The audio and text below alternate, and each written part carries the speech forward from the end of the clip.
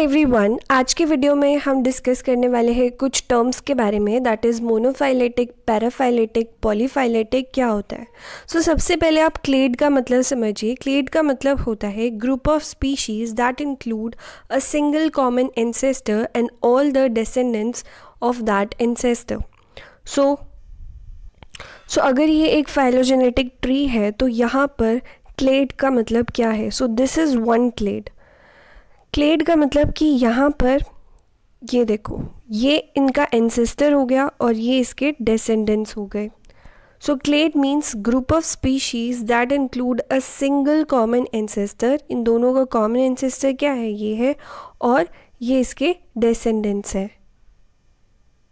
अब सबसे पहला टर्म आता है मोनोफाइलेटिक। मोनोफाइलेटिक का मतलब होता है descendants of a single common ancestor.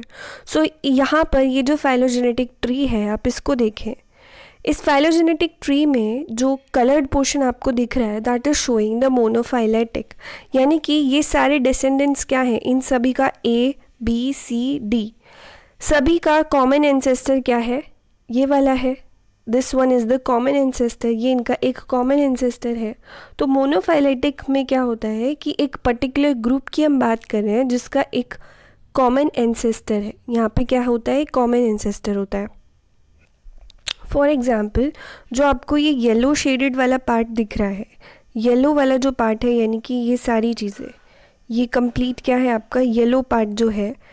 तो इस येलो पार्ट में आप देख रहे हैं ये क्या है, this is the example of the monophyly. The yellow part is the example of monophyly. जितने भी यहाँ पर बर्ड्स हैं या रेप्टाइल्स हैं, they are believe to have descended from a single common ancestor. जितने भी यहाँ पर बर्ड्स हैं, रेप्टाइल्स हैं, मतलब ये सारे, ये चारों जो हैं एक कॉमन एंसेस्टर से आए हैं, एक कॉमन एंसेस्टर से आए हैं, राइट। जैसे ये वाला जो फाइलोजेनेटिक ट्री है, आप यहाँ पे देख रहे हैं कि जो टर्टल्स हैं, lizard, snakes, crocodiles, dinosaurs, birds, सभी का एक कॉमन एंसेस्टर है। सभी का क्या है, ये कॉमन एंसेस्टर है। सभी इस कॉमन एंसेस्टर से ही आए हैं, राइट। जितनी बर्ड्स हैं, रेप्टाइल्स हैं, they have it is believe that they have descended from a single common ancestor. इसलिए इसको क्या बोला जाएगा, मोनोफाइलेटिक ग्रुपिंग बोला जाएगा। एक पर्टिकुलर ग्रुप है जिसका एक कॉमन एंसेस्टर है। नेक्स्ट आता है पैराफाइलेटिक। पैराफाइलेटिक के अंदर क्या होता है, पैराफाइलेटिक ग्रुपिंग के अंदर हम क्या करते हैं, कॉमन एंसेस्टर तो होता है लेकिन सभी डिसेंडेंट्स को हम काउंट नहीं करते। मतलब जहाँ पे आपको दिखे कि कॉमन एंसेस्टर तो है लेकिन सभी डिसेंडेंट्स को यहाँ पर काउंट नहीं किया गया है। जैसे ये वाले जो फाइलोजेनेटिक ट्री है उसके अंदर आप देखो कि यहाँ पर पैराफाइलेटिक ग्रुपिंग कहाँ पे आपको दिख रही है। जो वाइट शेडेड वाला पार्ट है, ये जो वाइट शेडेड वाला पार्ट है यहाँ से यहाँ तक, ये क्या है, this is the example of paraphyletic. क्योंकि यहाँ पर कॉमन एंसेस्टर भी है लेकिन बर्ड्स को एक्सक्लूड किया हुआ है, मतलब सारे डिसेंडेंट्स को नहीं लिया हुआ। यहाँ पे कॉमन एंसेस्टर तो है लेकिन बर्ड्स को यहाँ पर छोड़ा हुआ है, बर्ड्स को शेड नहीं किया हुआ। It means it is the example of paraphyletic, जिसके अंदर सभी डिसेंडेंट्स नहीं होते हैं। कॉमन एंसेस्टर तो है लेकिन सभी डिसेंडेंट्स यहाँ पर नहीं होते हैं। जैसे इस वाले ट्री में देखोगे तो जो आपका ब्लू वाला पार्ट है, दैट इज डिपिक्टिंग द पैराफाइली। क्योंकि यहाँ पर जो मॉडर्न रेप्टाइल्स हैं उनका कॉमन एंसेस्टर है लेकिन सभी डिसेंडेंट्स को काउंट नहीं किया हुआ है, बर्ड्स को यहाँ पर काउंट नहीं किया हुआ है, लेकिन जितने रेप्टाइल्स हैं उन सभी को काउंट किया हुआ है। Therefore it is the example of paraphily. Now what we understand by the polyphyletic grouping. Polyphyletic का मतलब होता है कि जिनका common ancestor नहीं होता, they do not have the common ancestor and उनका different origin होता है। जैसे इस phylogenetic tree में देखो B और E दोनों का कॉमन एंसेस्टर नहीं है। इसका एंसेस्टर ये है, इसका एंसेस्टर ये है, मोस्ट रिसेंट कॉमन एंसेस्टर नहीं है। तो ये क्या हो जाएगा, पॉलीफाइलेटिक हो जाएगा। जैसे इस वाले ही फाइलोजेनेटिक ट्री में हमने मार्क किया था पैरा, और ये ग्रीन वाला क्या था, ग्रीन वाला था आपका मोनोफाइलेटिक। तो यहाँ पर पॉलीफाइलेटिक का एग्जाम्पल क्या है, जो आपको पिंक शेडेड दिख रहा है, pink shaded is the polyphyletic, यानी कि बर्ड्स और जो मैमल्स हैं उनको अलग से शेड करा हुआ है। तो इनका जो कॉमन एंसेस्टर है वो क्या है, अलग है।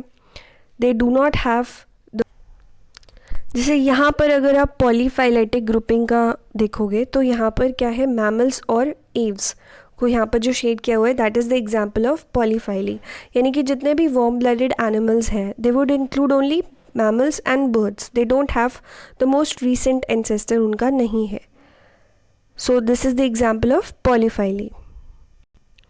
एंड यहाँ पे इस वाली ट्री में देखोगे तो जो बर्ड्स और मैमल्स हैं उनको अलग से शेड किया हुआ है.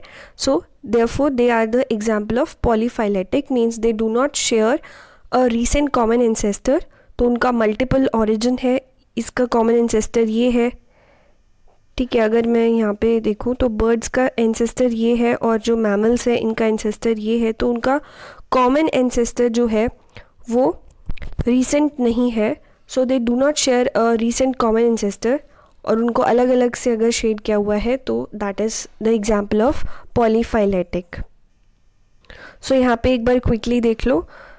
सबसे पहला मैंने बताया था मोनोफाइलेटिक. मोनोफाइलेटिक एक ऐसा ग्रुप जो आपको अलग से लाइक दिख रहा है कि there is a common ancestor, जहाँ पे एक कॉमन एंसेस्टर, एक पर्टिकुलर ग्रुप है और उसका एक कॉमन एंसेस्टर भी दिया हुआ है. सो यहाँ पे देखो बी जो है, बी इनका कॉमन एंसेस्टर है. डी, ई, जी, एच सब का कॉमन एंसेस्टर क्या है, बी है. तो दैट इज़ मोनोफाइलेटिक. पैराफाइलेटिक में क्या होता है कि कॉमन एंसेस्टर तो है लेकिन उसके सभी डिसेंडेंट्स को काउंट नहीं किया हुआ. इनका क्या हुआ, इनको तो हमने काउंट ही नहीं करा हुआ, तो सभी जो डिसेंडेंट्स होते हैं उनको काउंट नहीं करा होता, लेकिन कॉमन एंसेस्टर यहाँ पर होता है. पॉलीफाइलेटिक में क्या होता है, यहाँ पर कॉमन एंसेस्टर नहीं होता. जैसे अगर हम इसकी बात करें तो सी जो है वो डी और ई का एंसेस्टर है, एफ जो है वो जी और एच का एंसेस्टर है. तो they have different ancestor, so they do not share recent common ancestor. तो वो किस में आ जाएगा, पॉलीफाइलेटिक में हो जाएगा. अगर ब्लू वाला इस तरीके से शेडेड है तो that is the example of polyphyletic. So polyphyletic मतलब जो हमारे पास इंडिपेंडेंट ऑरिजिन के होते हैं, they don't share a recent common ancestor. So I hope कि मोनोफाइलेटिक, पैराफाइलेटिक एंड पॉलीफाइलेटिक आपको टर्म्स क्लियर हो गई होंगी. सो अगर आपको वीडियो हेल्पफुल लगा तो प्लीज़ अपने फ्रेंड्स के साथ भी शेयर करें. एंड अगर आप चैनल पर नए हैं, do not forget to subscribe for more updates. Thank you and have a great day.